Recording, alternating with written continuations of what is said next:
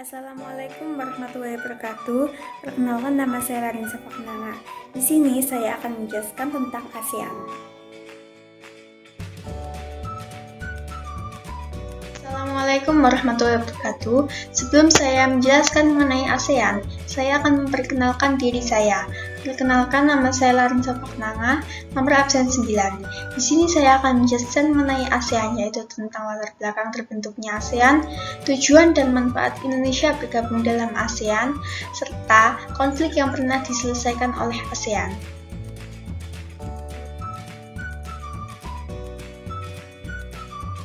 Materi pertama yang akan saya bahas adalah tentang latar belakang terbentuknya ASEAN. Organisasi yang didirikan pada tanggal 8 Agustus 1967 ini merupakan organisasi negara-negara di Asia Tenggara yang tidak membedakan antara sistem politik dan ideologi. Ide dasar pembentukan ASEAN adalah pada bidang ekonomi, sosial, dan budaya. Namun dalam perkembangannya, organisasi ini dilatar belakangi oleh banyaknya persamaan di negara-negara kawasan Asia Tenggara. Yaitu yang pertama, letak geografis di kawasan Asia Tenggara. Anggota-anggota ASEAN memiliki letak geografis yang sama, yaitu berada pada kawasan Asia Tenggara. Yang kedua adalah persamaan dasar kebudayaan, yakni budaya Melayu Austronesia. Kalau diperhatikan, negara-negara ASEAN memiliki kemiripan dalam segi bahasa. Contohnya bahasa Indonesia dan bahasa Melayu. Selain dari segi bahasa, ada juga kemiripan dari segi kesenian dan mitos, yakni cerita Ramayana yang terkenal dari Indonesia, Myanmar, dan Thailand. Yang ketiga adalah persamaan kepentingan untuk menjalin hubungan dan kerjasama di bidang ekonomi, sosial, dan budaya. Hal ini memiliki keterikatan dengan letak geografis negara-negara ASEAN yang berdekatan, sehingga memungkinkan terjadinya kerjasama di berbagai bidang. Yang keempat adalah persamaan nasib dalam sejarah negara-negara di Asia Tenggara. Semua negara di ASEAN memiliki nasib yang sama, yaitu pernah dijajah, kecuali satu negara, yaitu negara Thailand. Sebelum ASEAN berdiri, ada dua organisasi yang melatar belakangi terbentuknya ASEAN. Yang pertama adalah Association of Southeast Asia atau ASA. ASA dibentuk tahun 1961 antara Malaysia, Thailand, dan juga Filipina. Yang kedua ada Mapilindo, yang merupakan singkatan dari Malaysia, Filipina, dan Indonesia. Mapilindo dibentuk pada tahun 1963 dan mempunyai tujuan untuk memperlambat atau mencegah pembentukan Federasi Malaysia.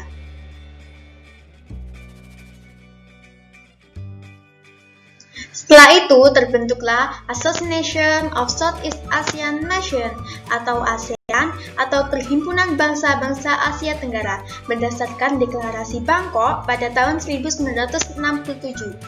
Pelaku pembentukannya yaitu Adam Malik selaku Menteri Luar Negeri Indonesia, Tun Abdul Razak selaku Wakil Perdana Menteri Malaysia, S. Raja Ratnam selaku Menteri Luar Negeri Singapura, Narcisco Ramos selaku Menteri Luar Negeri Filipina, dan Tarat Koman selaku Menteri Luar Negeri Thailand. Hasil dari pembentukan ASEAN adalah Deklarasi Bangkok. Deklarasi Bangkok adalah landasan kesepakatan untuk mengadakan kerjasama regional dalam bidang ekonomi, sosial, dan kebudayaan di Asia Tenggara. Deklarasi ini ditandatangani oleh pelapor pendiri ASEAN. Dalam deklarasi ini juga dinyatakan bahwa didirikannya perhimpunan di kawasan Asia Tenggara yang tidak lain adalah ASEAN.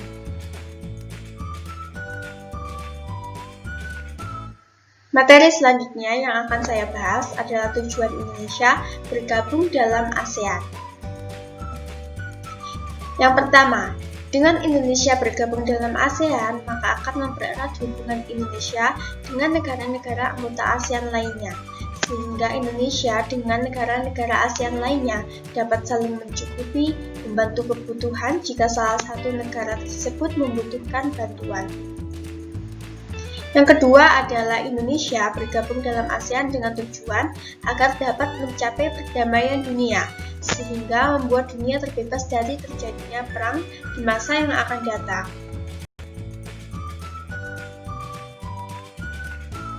Yang ketiga adalah meningkatkan kemajuan di berbagai bidang. Dengan melakukan kerjasama di ASEAN, negara Indonesia akan maju secara merata dalam berbagai bidang. Tentunya dengan melakukan kerjasama ASEAN di bidang teknologi, ekonomi, pendidikan, dan masih banyak lagi. Yang keempat adalah melengkapi kebutuhan negara. Kebutuhan antar negara tentunya berbeda-beda, tergantung letak alam dan iklimnya. Oleh karena itu, diadakan kerjasama ASEAN agar kebutuhan tiap negara di Asia Tenggara dapat terpenuhi.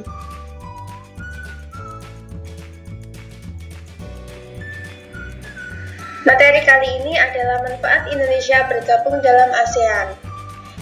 Manfaat-manfaatnya diantaranya yang pertama, menjamin integritas wilayah kesatuan NKRI. Yang kedua, mengurangi kejahatan lintas negara. Dengan menjalankan kerjasama ASEAN, maka kejahatan lintas antar negara akan berkurang. Yang ketiga, mendapatkan bantuan dari negara-negara yang tergabung dalam ASEAN. Saat Indonesia dalam keadaan sulit, maka negara-negara ASEAN-lah yang akan membantu Indonesia. Yang keempat, Indonesia juga akan mendapat dukungan ekonomi, pertahanan, atau bahkan saat menghadapi bencana. Yang kelima adalah membantu pariwisata. Indonesia akan mempromosikan pariwisatanya ke negara-negara ASEAN, sehingga pariwisata Indonesia akan lebih maju ke depannya. Yang keenam adalah membentuk sikap kepemimpinan Indonesia yang maju. Hal tersebut dikarenakan Indonesia akan mempelajari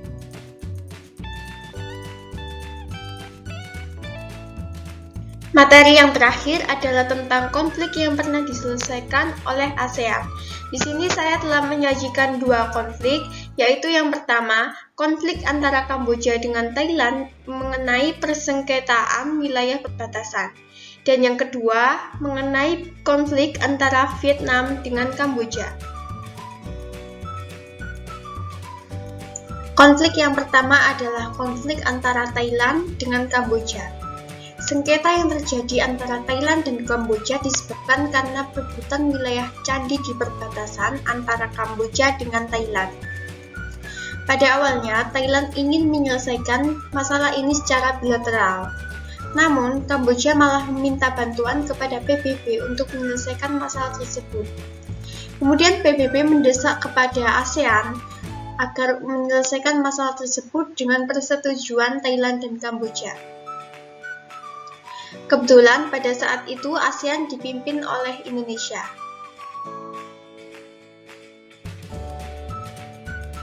Menteri Luar Negeri Republik Indonesia, yaitu Marty Natalegawa, melakukan shuttle diplomasi, menemui Menlu Kamboja dan Menlu Thailand. Menlu Marty juga ke New York untuk memberikan pertimbangan dan masukan mengenai peran ASEAN dalam menyelesaikan konflik internal di kawasannya. Langkah ini terbukti efektif dengan stabilnya kembali wilayah konflik di perbatasan antara Thailand dengan Kamboja. Meskipun kawasan konflik seluas 4,6 km persegi ini masih terlihat tegang.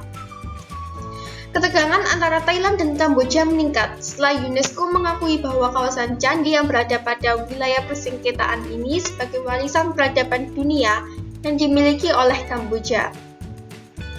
Kemudian dilakukan upaya diplomasi oleh ASEAN seperti perundingan-perundingan antara pihak Thailand dan Kamboja.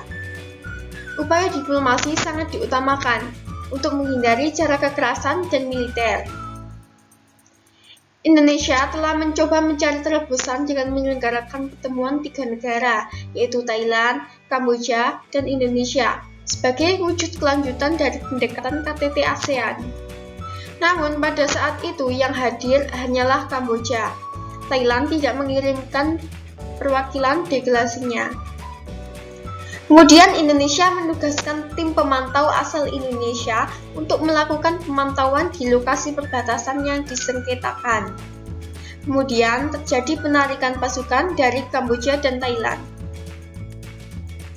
Konflik yang kedua adalah konflik antara Vietnam dengan Kamboja. Pada Mei 1976, Vietnam mencoba mempertimbangkan kembali perbatasannya dengan Kamboja karena Kamboja telah melakukan klaim yang berakibat tingginya korban warga sipil Vietnam pada daerah itu. Vietnam menuduh kalau Kamboja telah melakukan hal tersebut demi mengubah komposisi penduduk Vietnam, karena korban di kawasan tersebut hanya warga Vietnam. Hal tersebut dilakukan Kamboja agar bangsa Khmer yang menjadi mayoritas. Kemudian ASEAN mengeluarkan pandangannya, namun ditolak oleh Vietnam. Setelah itu, terdapat 3 poin usulan baru oleh ASEAN, yaitu yang pertama, pengiriman pasukan damai PBB ke Kamboja, yang kedua, penarikan mundur semua pasukan asing dari Kamboja, dan yang ketiga, pelucutan senjata semua kelompok Khmer. Ketika Kamboja berhasil dikuasai oleh Vietnam, maka didirikanlah pemerintahan Heng Samrin. ASEAN yang diwakili oleh S. Rajaratnam menyatakan mendukung 3 kekuatan di Kamboja dan ingin agar Vietnam menarik pasukannya dari Kamboja tanpa syarat. Selanjutnya, ASEAN bersedia menerima keputusan rakyat Kamboja, apakah akan memilih Heng Samrin yang didukung oleh Vietnam atau memilih Pol Pot yang didukung oleh rezim Khmer. Pada bulan Juli 1988 di Istana Bogor, Indonesia, berkumpullah berbagai pihak yang terlibat dalam masalah tersebut. Acara itu disebut Jakarta Informal Meeting atau JIM. Pada Februari 1989 diadakan JIM 2 dan ditemukan 2 solusi, yaitu penarikan pasukan Vietnam dari Kamboja, dan Vietnam akan memberikan janji dan bersedia menarik pasukannya dari Kamboja. Kemudian diadakanlah ICK di Paris yang dihadiri oleh ASEAN, Dewan Keamanan PBB, dan negara-negara yang bersangkutan. Pada tahun 1991, Kamboja akhirnya mencapai titik terang. Pasukan perdamaian PBB memprakarsai gencatan senjata pihak-pihak yang bertikai. Pada tahun itu juga Pangeran Norodom Sihanouk diangkat sebagai raja.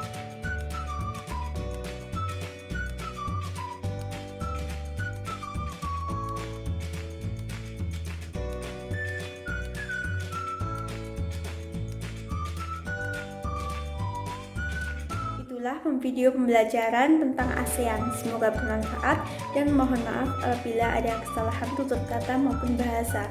Sekian dari saya. Wassalamualaikum warahmatullahi wabarakatuh.